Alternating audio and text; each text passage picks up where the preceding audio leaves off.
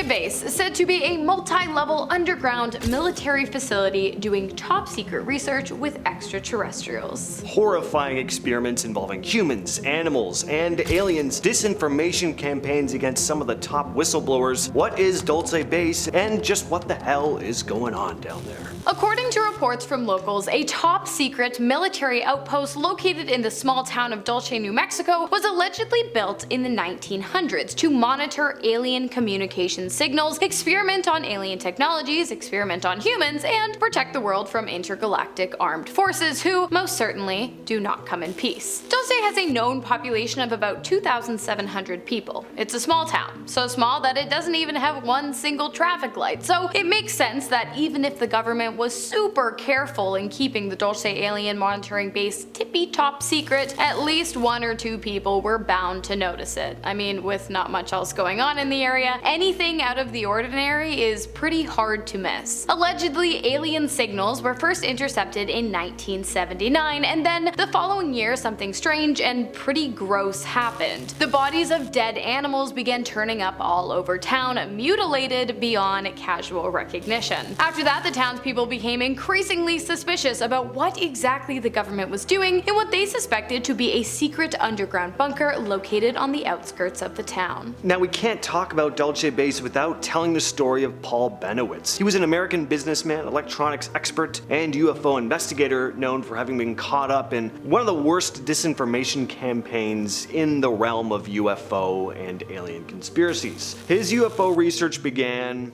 in the 70s. He joined a civilian UFO investigation group called APRO and started investigating cattle mutilations, which were often being linked to UFO sightings at the time. In April of '79, Bennewitz went to a public meeting about cattle mutilations where he met Highway Patrol Officer Gabe Valdez, who was also looking into the incidents. By July of that year, Bennewitz began his own UFO research, using his equipment to film strange lights and record unusual radio signals near Kirtland Air Force Base. He became convinced that he was picking up communications from alien spacecraft and believed he had discovered a secret alien base, which he called Dulce Base. Bennewitz's claims became pretty well known in the UFO community. In 1983, he was featured in a story about his supposed filming of UFOs over a weapons storage facility. He also believed that he was communicating with aliens via his computer. Bennewitz's theories became more elaborate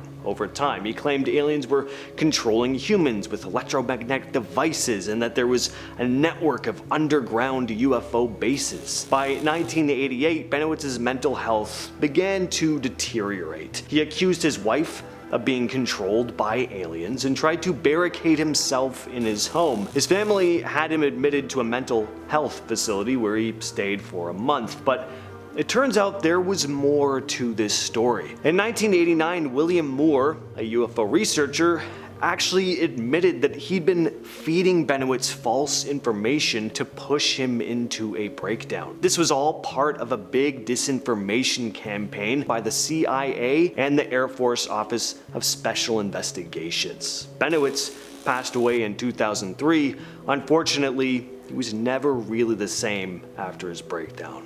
Around the 1980s, individuals who claimed to have been associated with the base, which eventually came to be known as the Dulce Alien Center, started coming forward and openly sharing their experiences. One man, Philip Schneider, claimed to have helped build the facility and to have even bore witness to a full-on battle between humans and alien beings, aka the Battle of Dulce. Philip Schneider was an engineer and alleged whistleblower who worked on and at the base for many years. He claimed that during construction of the underground bunker, which was always closely monitored by special forces, he and his crew came across something that they had understandably never seen before. A group of 7-foot-tall aliens who were less than pleased about the confrontation. A battle then broke out, during which Schneider was knocked to the ground by an energy beam which also burnt off a few of his fingers. The fighting between the species continued until 60 humans had been killed and the aliens retreated. Not the best day to be a baseman, if you ask me. Aviator John Lear, who flew cargo planes for the CIA during the Vietnam era, was described as one of the most influential sources of UFO conspiracies. He said some interesting things about Dulce Base too. So in December of 1987, Lear came out with this big statement detailing all the supposed insider information that he had on the US government and their collusion with extraterrestrials. His statement included info about all sorts of things like MJ-12, who we've covered on the channel in detail, Roswell, all sorts of things. All these dots connect. Lear mentioned a group of insiders formed by President Truman, known as Majestic 12, to investigate UFOs. He listed 3 famous UFO crashes, one near Roswell, another near Aztec, New Mexico, and a third near Laredo, Texas. According to Lear, the government went to extreme lengths, including using deadly force to keep these incidents secret. He also referred to the 1952 Washington, D.C. UFO incident and a supposed 1964 meeting with aliens at Holloman Air Force Base. He even claimed that the government sanctioned alien abductions, implants, and alien-human hybrids. More on that in a bit. When it came to Dulce Base, he said he had inside information about that deadly altercation between aliens and the US military that resulted in over 60 human deaths that Hannah just mentioned. Despite the facts that the feds have on numerous occasions claimed that they have a total of 0 military bases located in the small town of Dulce, New Mexico, it is overwhelmingly believed by conspiracy theorists that 1, they most certainly do have a base there, and 2, not only is it used as an alien tracking and monitoring base, but also an experimental medical hybrid facility where the government creates things that have only ever before existed in fairy tales and folklore, like minotaurs and centaurs and human alien hybrids. Basically, the base is an extraterrestrial-loving mad scientist's wet dream. The Dulce alien facility uses advanced technologies, some of which were likely stolen from alien races, to dissect dead humans, aliens, and animals, sew their bodies together, and then resurrect them. Honestly, that sounds disgusting, and at this point I'm really hoping the whole thing is made up, because the last thing anyone needs right now is a real-life version of American Horror Story's most atrocious biological experiments. It is a no from me, dog. Here's something we don't bring up much when it comes to top secret UFO military bases: funding. The black budget is said to be the financial backbone of operations like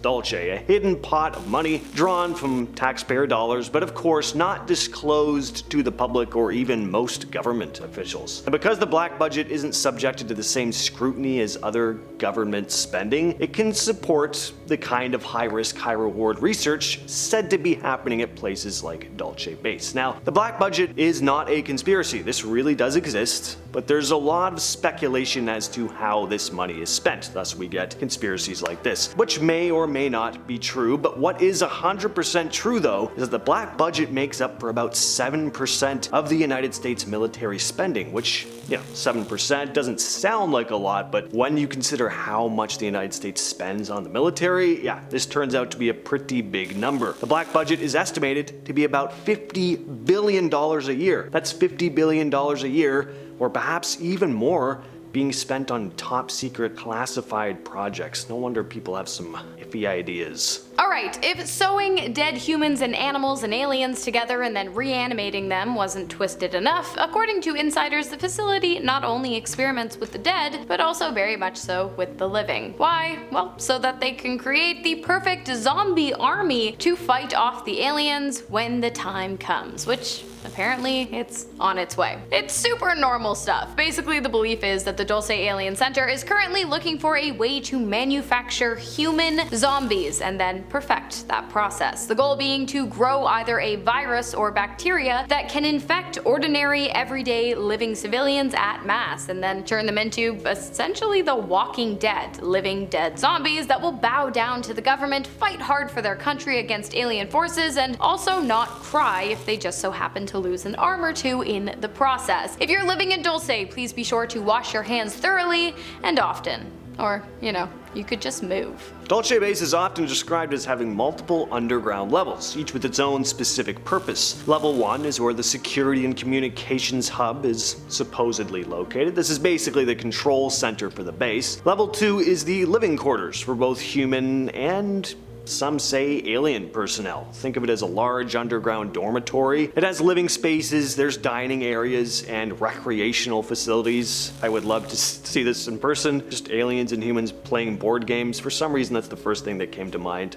Also badminton, for some reason. I don't know. Level 3 is where you have laboratories and medical facilities. Researchers conduct experiments in various fields, like genetics and advanced tech. Level 4 is rumored to focus on mind control experiments, apparently. Supposedly, scientists here work on developing techniques for psychological manipulation and control. This can involve anything from brainwashing to implanting devices in people's brains. Level 5 is the alien housing area, where extraterrestrial beings live exclusively. But level 6 and 7 apparently gets even creepier, and for the sake of time, I'm just gonna keep you on your toes and discuss these levels after some more info from Hannah. Dulce, it's got its hybrid, zombies, crazy out of this world tech, and also apparently alien incubation. That's right. According to reports, an alien was found growing inside of a dead cow. Remember how James mentioned all those dead cows earlier? Well, that's right. When a dead cow was found on the side of the road, its stomach was cut open to reveal something that looked like a cross between a human, a monkey, and a frog. This thing didn't have any bones in the head, and it was full of water. Whether or not this was another one of the facility's strange experiments involving hybridizing humans, animals, and aliens, or if it was some kind of wild 1 in a million natural mutation, or if it was in fact some kind of strange alien surrogacy, is unknown. But what is known is that it was probably a super terrifying and incredibly gross discovery for whoever was unfortunate enough to stumble across the scene. But yeah, if you're living in Dulce and you see any cows giving birth to aliens, let us know. Okay, so levels 6 and 7, said to be the scariest parts of this underground base. Level 6 has a rather ominous nickname, Nightmare Hall. This is where all those rumored genetic experiments take place. Experiments involving humans, animals, and yes, even aliens. As Hannah said, this is where bizarre and horrifying creatures are said to be created. Hybrids that are part human, part animal, or even part alien. Then you have level 7. The deepest and most secretive level, where the darkest activities are rumored to be carried out. This level is so top secret, it's hard to even find any supposed insider info on it. I mean, we already have mind control, aliens, horrifying experiments on living subjects. What the hell else could be going on down there? Well, that's kind of the scary part, the fear of the unknown. Here's what I think though. Dulce Base is anything like a hospital. This very bottom level could be something akin to a morgue. And not that I'd ever really want to hang out in a morgue, but one in a place like this, that sounds like something out of my worst nightmares. Well, we will catch you, yes, you specifically, in the very next video. Cheers.